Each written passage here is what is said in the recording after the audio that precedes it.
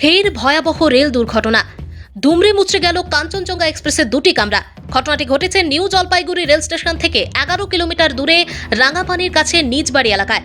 এদিন সকালে শিয়ালদহগামী কাঞ্চনজঙ্ঘা এক্সপ্রেসের সঙ্গে সংঘর্ষ হয় মালগাড়ির। ঘটনায় আহত হয়েছেন রেল যাত্রী। আহত সংখ্যা এখনো জানা যায়নি। এই ঘটনায় টুইট করেছেন মুখ্যমন্ত্রী মমতা বন্দ্যোপাধ্যায়। জেলা শাসক ও জেলা পুলিশ সুপারদের নির্দেশ দিয়েছে ঘটনাস্থলে গিয়ে পরিস্থিতি খতিয়ে দেখার।